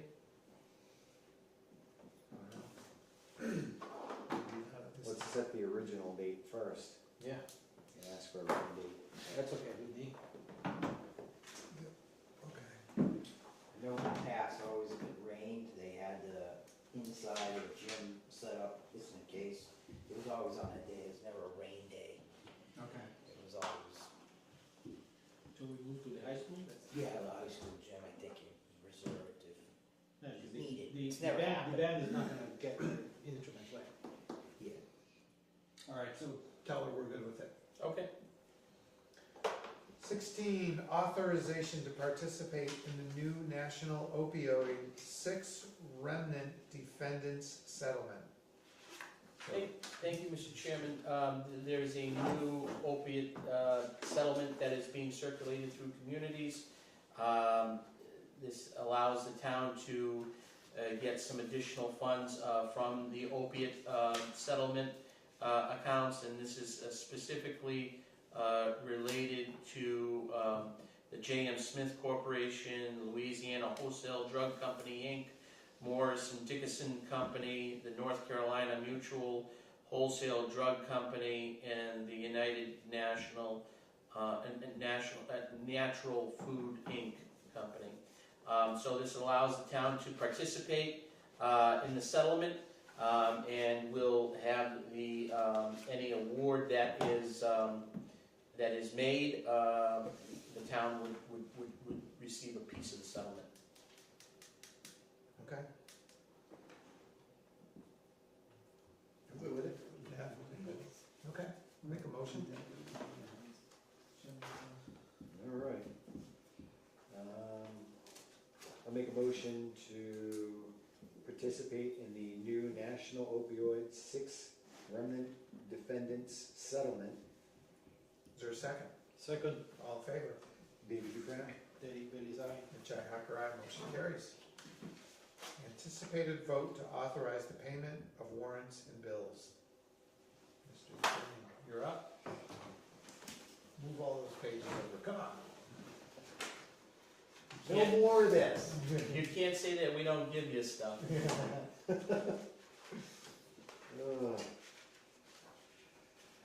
Oh, I feel bad. I feel bad for whoever had to punch all the holes in all these documents and put them in there. It was Madeline. Thank you, Madeline. Might want to get her a little wrist brace or something, going clink, clink, clink the whole time. Green Communities grants if you keep making that much paper. Pretty much got rid of the green communities. All right. So I'll make a motion to pay the following warrants. For payroll, 19-26 for $125,037.92. Accounts payable, 36-26 for $39,161.57. And accounts payable, 37-26 for $113,024.85. Is there a second? Second, All in favor? David Dufresne, aye. Derek Bailey's aye. Richi Hacker, aye. Motion carries. I'll make a motion to pay the following bills. Modern Pest Services for $125. National Grid gas bill for $3,890.74. Comcast for $279.89. PEC for $649. Entree for $3,273.76. National Grid light bill for $145.43. And another National Grid light bill for $1,279.69. Warren Water District hydrant rental for $11,525.25. KP Law for $3,160.10. And KP Law again for $624. Is there a second? Second, All in favor? David Dufresne, aye. Derek Bailey's aye. Richi Hacker, aye. Motion carries. Is there a motion to approve the minutes from 3/12/26? I make a motion to approve the Board of Selectmen meeting minutes for March 12th, 2026. Is there a second? Second, All in favor? David Dufresne, aye. Derek Bailey's aye. Richi Hacker, aye. Motion carries. Town Administrator Report. Thank you, Mr. Moment Chairman. you've been waiting for.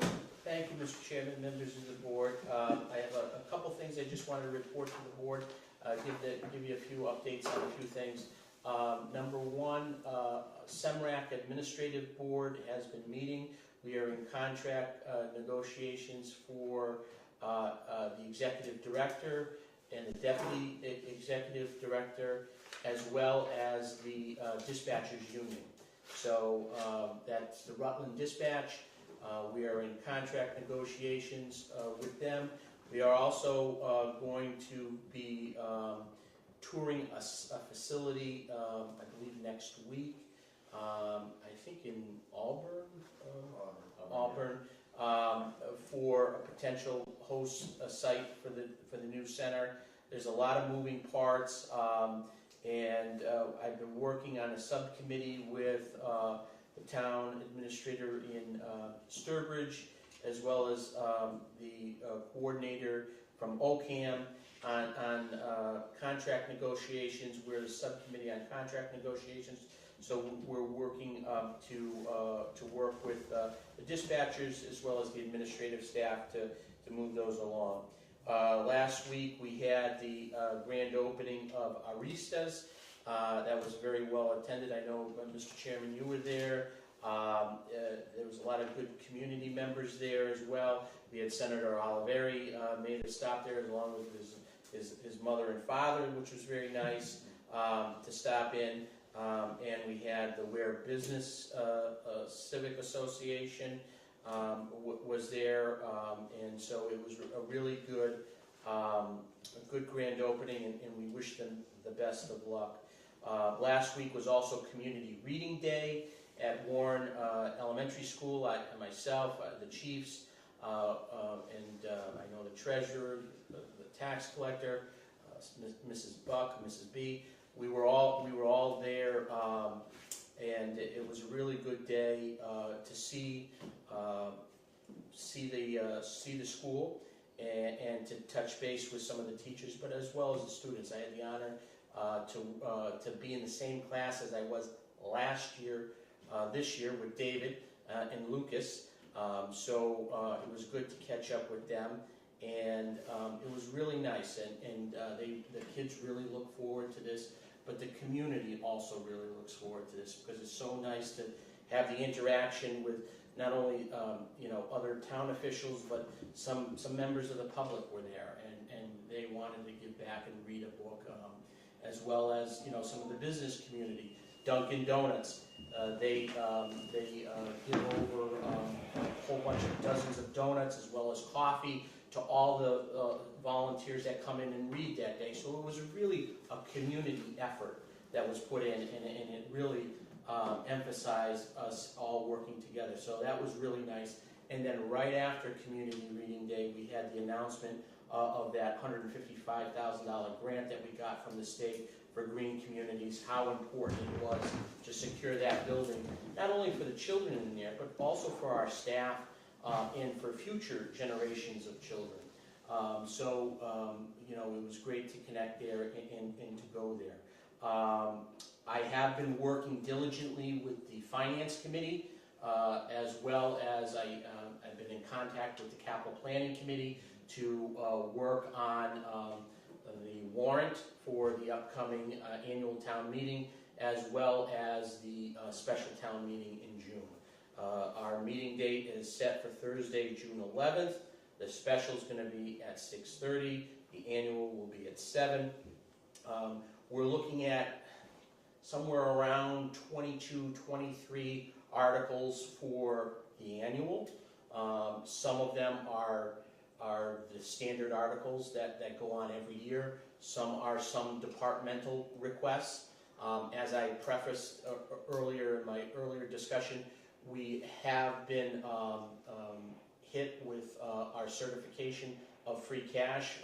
Not all of our free cash was certified due to reimbursements that were not submitted in a timely manner to the state.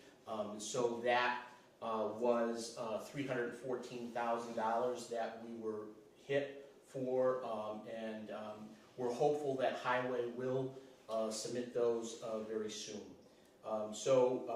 We have been working on the warrant. The warrant is under review with the FinCom. They met today. I know they had questions of a few different articles, and they're going to be reaching out to the different departments to call them in. I would recommend, if next week, next Thursday, maybe we could have a special meeting of the selectmen. I know we're not supposed to meet next Thursday, but maybe we could have a short meeting to start reviewing the warrant articles. And as well, I think we're going to have a candidate before you for the position of executive assistant. If that is possible, we would like to, move next Thursday on that, just a short meeting, to at least start tackling the annual town meeting warrant. With regards to the executive assistant's position, we had interviewed 5 candidates. We had over 30 applicants. Obviously, some applicants had more qualifications than others. I had a conversation with the chair, and I think we've landed on somebody that will be something that the board will be excited about.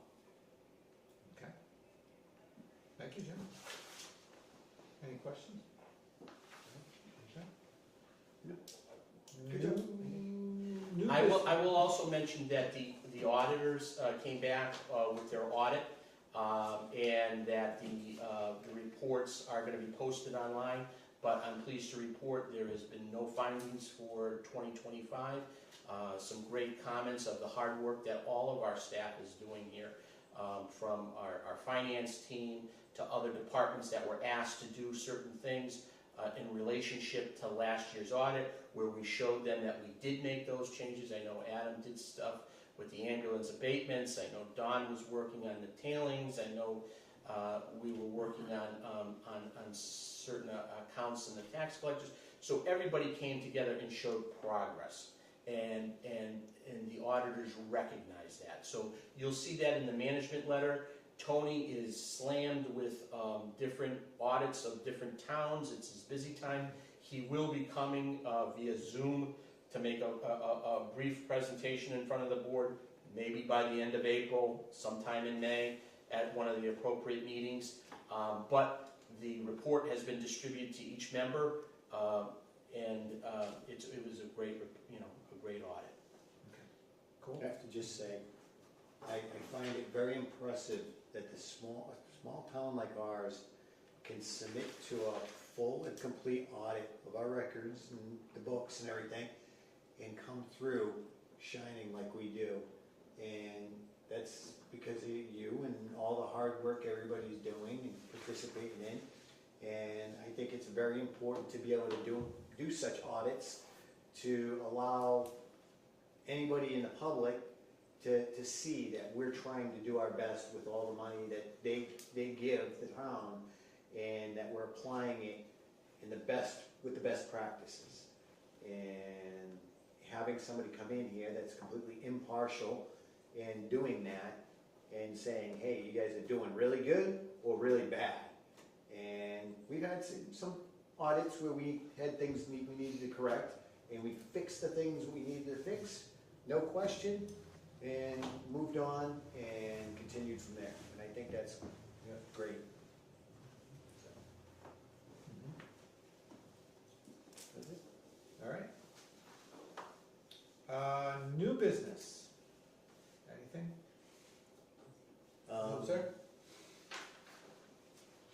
No, I think it's more of a correspondence. I talked to somebody that they praised Jim today, so.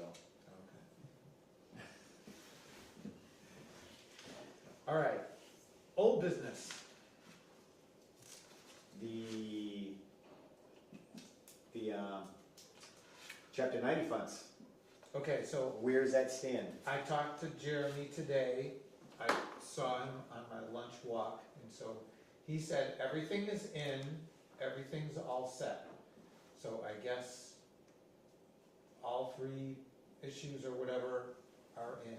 So, I can check with Chris Bouchard, and just to make sure. I know he was out here last week. Chris Bouchard himself came out to the town, yeah, and was wanting to kind of ask me what was going on, and he was going to go visit Jeremy.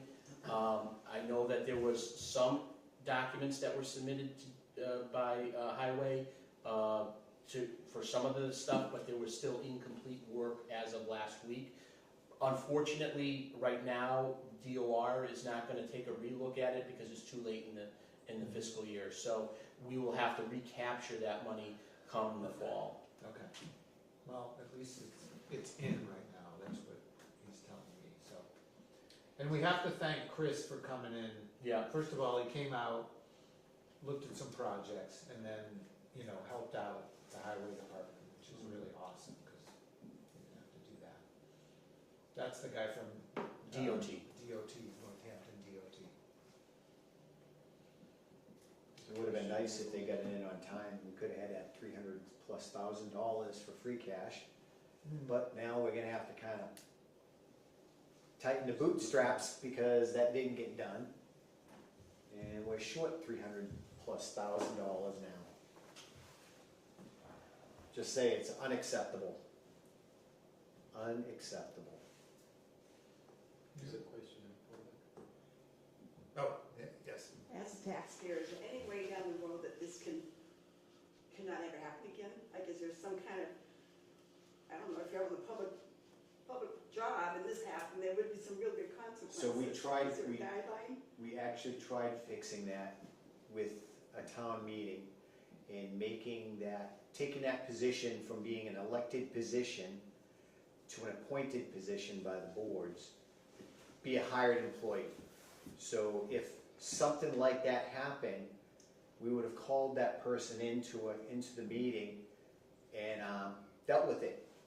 And it's unacceptable because that is the town's money that could have gone to many projects, could have funded a lot of things.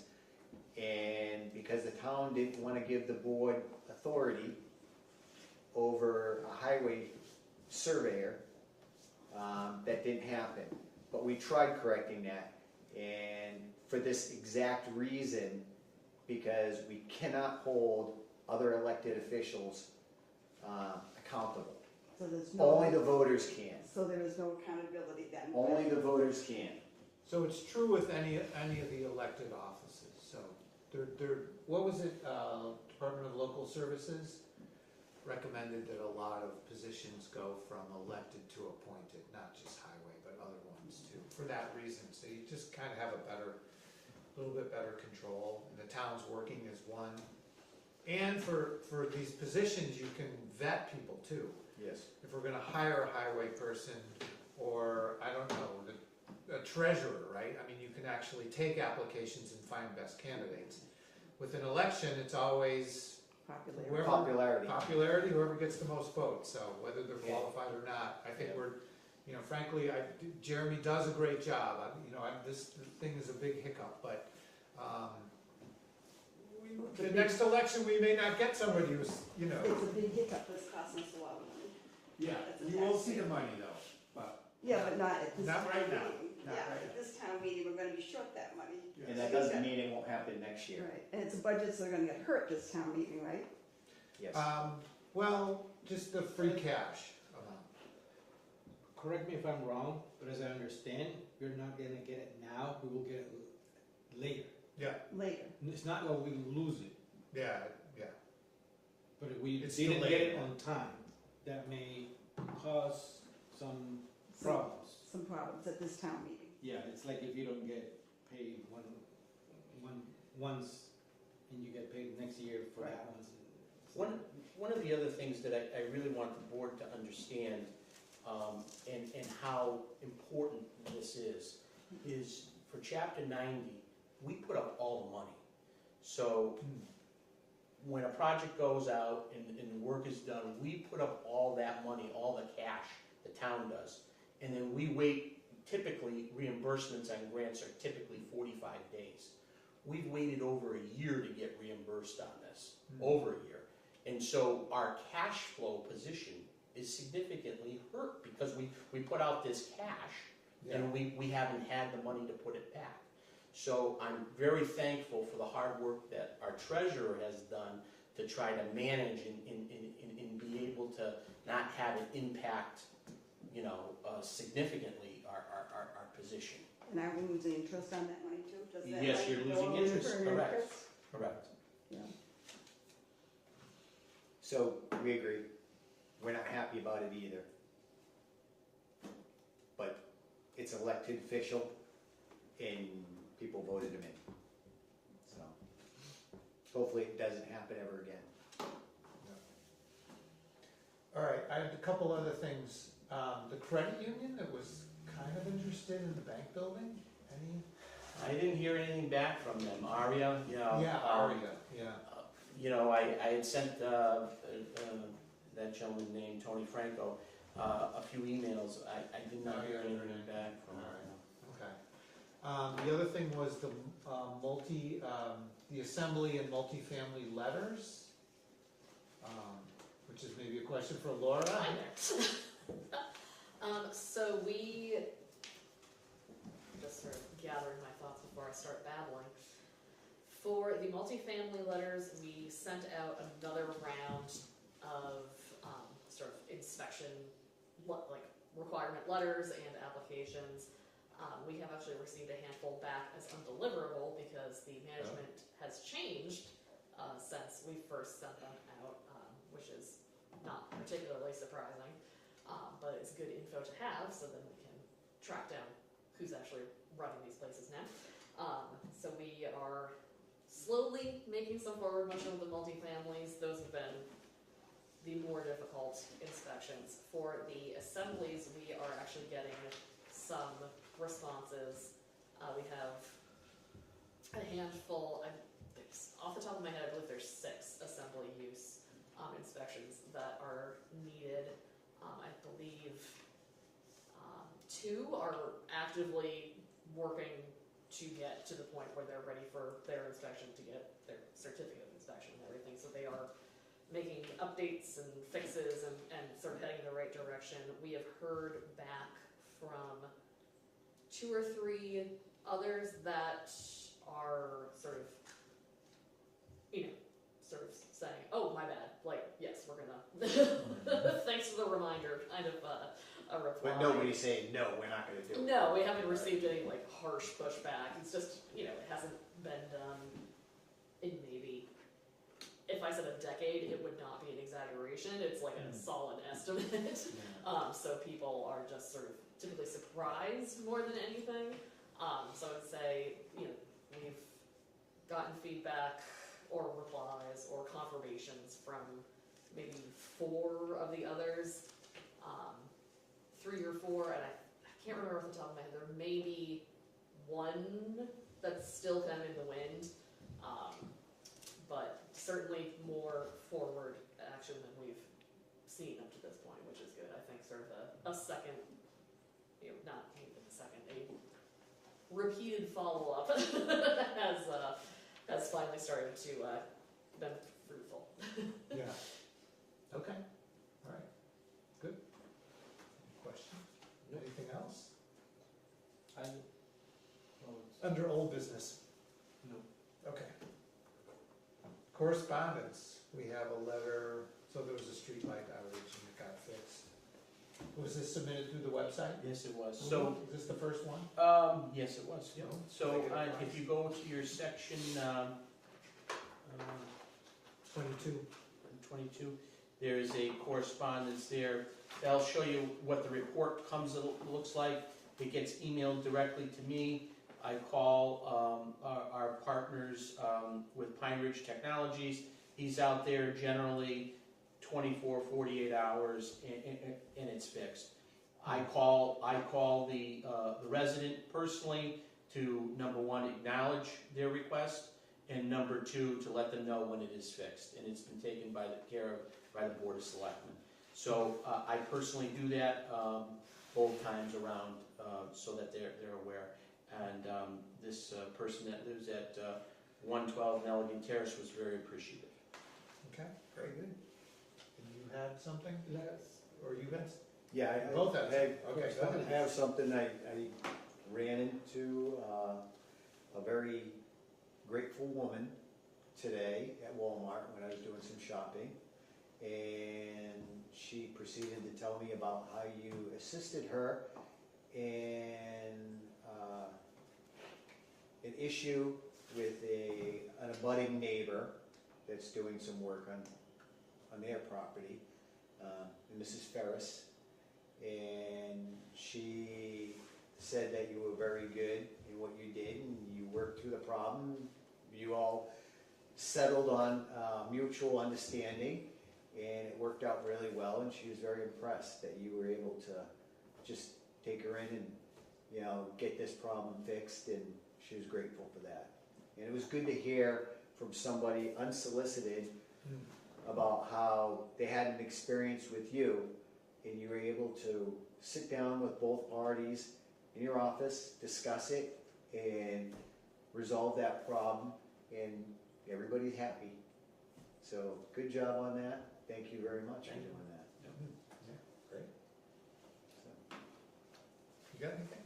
I'm waiting for correspondence. Did the issue with the guy who emailed you about A Street and the water runoff that went into his Oh, basement? yeah, right. Yeah, I contacted Jeremy about that, and he said he was gonna follow up with the guy. I drove around the property just to see what it is. I saw he had, like hoses coming out of the basement, no water coming out at that moment. But I didn't see like something obvious that it was, something that highway, resolved. Well, there's something Looks on like water A runoff Street. from the top of the hill. There's something on A Street that holds water, and I don't remember what it was, because CDBG talked about this a couple of years ago. Just check with Jeremy if they solved it, because the guy, he had 2 pumps that day. Yeah.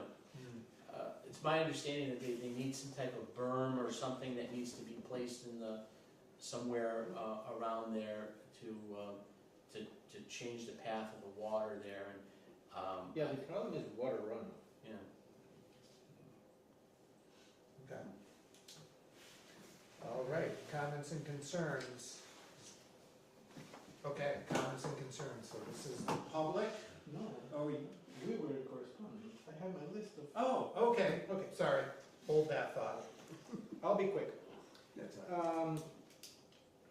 Is there any way we could send a note, or Chief, maybe you help me on this, it is okay for the trucks that pick up the trash from some residents on our town, okay to be on the runway of the road? Probably by the letter of law, no. So, because it got me in trouble, because, if I come out of my driveway and the guy is picking my neighbor's trash, I can't get out. He's on the wrong side of the road. He's facing up on the Yeah, going right. down. That's pretty dangerous. It is, especially there. Yeah. So, it's not the first time I see it. I saw it many other occasions, but my wife told me once that she had to encounter him, and so I bring it into detail. Maybe we can send a message to them or. Do you know them. what company it comes I from? can get you the company, because it's my. Get the neighbor. company, maybe Jim and I can send a letter to the Okay. town. Speaking of trash, do these trash cans have to stay every day on the sidewalks? I believe they were doing a bylaw on that. We were Yeah. talking about Yeah, they that. should be off, like by the end of the day, is Yeah. basically what it was. 'Cause I Put it out see in We the have the morning. bylaw written, just gotta get before you guys. Okay, Yeah. excellent. Chief, I wanna go again with you. Is there any information where electric bikes should at least wear a helmet? I end up, with a lot of young kids riding electric bikes, like zooming in on the roads, no helmet. Depends what class they are. This is 1, 2, and 3, and only class 3, I believe, requires helmets. Does that sound right? I honestly, I'd have to look into it, I don't know. Can we look and come up with a flyer that we can post? Because these kids have no helmet. It's like, I go on my bike and put my helmet. It doesn't make any sense. It's dangerous. Different ages? And yeah, I think up to a certain age, you have to have one for like a bicycle. These are under 14. Definitely they're younger. Yeah, they may be under that. In that situation, it becomes a parental issue, Yeah. Yeah, but- because you can't, it's not like you can give the kid a ticket for doing it. It becomes an issue where the parents should be Well, making that's sure what I the want. kid has They it. come up with a flyer or somewhere where it says that they should, and we post it. And Put it at the school. yeah, Yep, Put it on the website? yeah, put it on the website, push it on Facebook, just information. yeah. That's it. Okay, So I have a comment. okay. So with all the snow melting and, we're starting to see the tiny signs of spring coming, it's a good time for people to get out there and clean up the trash in their front yards. and pick up any of the trash around their properties, because it does blow around and it gets hard during the winter. And I just drove down my road, which not many people drive on, very rural, and I filled my UTV with trash from other people. And I probably got a bag and a half of cans off of that 1.5-mile stretch of things, along with some toy stuff that's for adults that shouldn't be there. Again, people walk that road, kids walk that road, and this is stuff people should be, keep it in your car. Don't throw it out your window on other people's property. And I've been noticing people don't want to pay the dump, so they pull into a little area and they empty out all the junk into town property or somebody else's property on the side of the road. We work very hard to keep our roads clean and the town clean. You don't need nitwits going around trashing it and making it harder, because the town has to pay to get rid of that trash. So when highway goes out there and picks up your mattress or the couch that you didn't want, that we have to pay to get rid of. Yeah. So please be respectful, clean up your areas, let's keep a nice town. And if we all do our part, we won't make, remember that Indian that used to sit there and see the trash and cry? That was a good commercial. We don't have those commercials anymore. No. So teach your kids to pick it up. My kids actually helped me clean up our road, and they enjoyed it and had fun, and they take great pride in keeping our road clean. So, yeah, thank you. All right. Okay, comments and concerns from the, well, all right, we have this nifty new timer. So everybody gets 3 minutes according to our policy. So who wants to start? Joe. Okay, Joe Conrad, resident. It appears that the wildlife in the area is setting up a road crossing. It is on Route 67 from 6.9 to 7.1. State highway, can't touch it. Just letting you know. All right, it was about a month ago that I had to stop wild turkeys. That's where that scripture came from. Since then, we've had a bobcat found by the environmental police, a young deer that was dispatched by a warrant officer. The body was left at the side of the road for 2 days. And yesterday, I saw a bald eagle. It's not too often I jam on the brakes. But this bird was just gliding about 5 feet above the road, as close to my windshield as I am to you now. Obviously, a simple caution sign, because it's mostly in the evening that you see these animals. And if the state don't want to do it, maybe the town highway should just put up a simple caution sign, animal crossing. Okay, thank you. Anybody else? This goes back to trash. We're gonna have a Town Earth Day cleanup. August, April 25th, 9 to 1. If you meet at the elementary school between that time frame, we'll have some bags, gloves, grabbers, pick a street and clean up and bring the trash back to the Sky School. We'll take care of it at the landfill, or if you can't get back there, or arrange to pick it up. What time do you mean? 9 to 1. It's a Saturday, April 25th.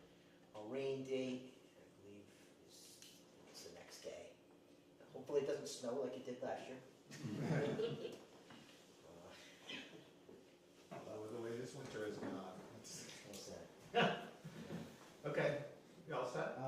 also, one other thing, I just wanna promote the website as much as you can. There's a lot of stuff on it now, departments are putting on it. I even put, with the emergency management side of it, putting updates, road closures, weather. So, try to promote it as much as you can. Hopefully everyone uses it, great tool. Very good, thank you. Dan? I got a couple of concerns. Kids between the ages of 5 and maybe 7 riding those electric bikes and the quads up and down the middle of the road without helmets and nobody around to watch them, weaving in and out of traffic. Especially running from Coy Hill Road up to Town Farm Road. And they, when they get on these things, they just race up the road with them. And it doesn't take much, especially in today's environment, with all the dirt and everything on the road, to flip one of those things over. Problem you is got a cars kid can't see you either. Yeah, you come around the corner and all of a sudden they're there. And these aren't older kids, these are young kids. And I think there's a law in the state that you have to be a certain age to ride a quad, and quads aren't allowed on the road. They're not allowed on the road, first of all. Right. And the environmental police will actually take the quad from them. Right. They can seize the quad. Quads that are required to have a helmet. Yep. Yeah. And there's age listings on the quads. Yes. So whether it's for 6 years old or above, or 10 years old or above, but they still gotta abide by the laws, and they're supposed to be registered, you're supposed to have a safety certification class to operate them. And again, if environmental police catches them, they will seize those quads, and you have to go to court to get them back. And I know I've utilized the environmental police in my job for people with problem dirt bikes and quads, and yeah, they have no problem seizing those things. So I don't know if you guys do that at all. It's hard for us to go after four-wheelers and quads, dirt bikes. We usually call in the environmental. Yeah, and I know they've been hanging out they hang up on Coy Hill Road, the environmental police. So I know they're around there, and they've been watching for that. So if you give them a call and say, hey, this is getting to be a problem, I'm concerned, and I'm sure they'll patrol the area a little more. All right, we're burning up your time. Anything else? Nope. Okay. Anybody else? Mr. Chairman, I just wanted, I'd be remiss if I didn't say this, but I want to give a shout out to Sharon Melly and staff. What an awesome St. Patrick's Day celebration that they had down here. The place was packed. To Kathy Banis and to all of the volunteers that did so much that day. Mike, the Janet, everybody came down here to help out. And it really is a testament to not only to celebrate the heritage, but to bring people together. And what a great meal Paula Fitz did with putting the corned beef on. Corned beef was fantastic. Restaurant quality corned beef, unbelievable. So there was about 80 people here, all the seniors, everybody was here enjoying this building. This building is a gem for this town, and it is well worth maintaining so that the seniors have a good place to be here and to congregate, and for the community to have something to be proud of. And I also want to thank and commend Laura for all the hard work that she's done, stepping in on the minutes and helping out with the website. It's critical. We got to continue to put content, Jimmy McKeon, content on the website so that people, the public, can go to the website and they can see more and more stuff. I'm eager to get more and more people interested in this town and interested in participating in the process. So when people, say, well, why did my taxes go up, or why can't I get this, or why can't I do this? Do you participate? Do you go to the website? Do you go to town meetings? Do you go to the committee meetings, of all the committees, of all the work that they do, so that the public can see what all the work that the selectmen do, the Board of Health, the planning department, the planning board, all of our boards, all the work that they do. We gotta get that out there more, and to showcase that more, to show people all the stuff that everybody does. And I can't thank all the staff enough for all the hard work that they do. And that was a really great St. Patrick's Day celebration that they had here. One more thing before we close. Chairlift status. So the chairlift status, I do have something on that right now. Oh. So I have an email that I just received today from Josh Kenny, who is the contractor. He reached out to Garavanta. He's waiting on Garavanta to send in the shop draft drawings, as well as some of the other drawings that are required for him to review as part of the GC. The Arteria model, which is the model of the chairlift, is completely a custom solution that can take time to provide drawings for that not many are able to work on. We should have these shop drawings early next week. There will be a pre-release checklist of items needed for the ARIA incline lift in Massachusetts. So these lifts are specifically approved in Massachusetts. Once all items listed in the submittal are approved and are provided, fabrication can occur. Current factory lead times for release to production is 6 to 8 weeks. Initial installation for this lift is expected to take 3 to 4 days, at which point there can be a mechanical punch list. If a punch list is provided, we are 3 to 4 weeks out on our schedule to return in complete installation.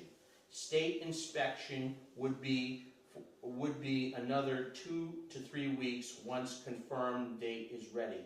Depending on all items by others being completed in a timely manner, we are looking anywhere from 10 to 14 weeks from fabrication to installation to the inspector and turnover. And that's from the operations manager at Garavanta Lift of New England. So they submitted when the contract was awarded back in, I believe, January. When it was awarded, the GC asked for shop drawings. He's been waiting on the shop drawings. Hopefully by next week he'll get the shop drawings. He'll go through it, approve it, then he sends it back to the manufacturer. All of this has to be custom built, and I believe it's coming in from Canada. So all of that stuff is got to be built, fabricated, and sent through customs. It's going to take longer than anticipated here. They are working on it. I'm going to update the Architectural Access Board on this email that I just got today. So it's going to take some time. Let's start a chairlift company for municipal buildings. Yeah, I know, right? Because I think we can make some money on this one. Wow. All right, Yep. thank you, Jim. Our next meeting, at least for now, is April 9th, 2026 at 6 p.m. and we may have a meeting next Thursday. We'll have to figure that out. Is there a motion to adjourn? I'll make a motion to adjourn. Second? Second, All in favor? David Dufresne, aye. Derek Bailey's aye. Richi Hacker, aye. Motion carries.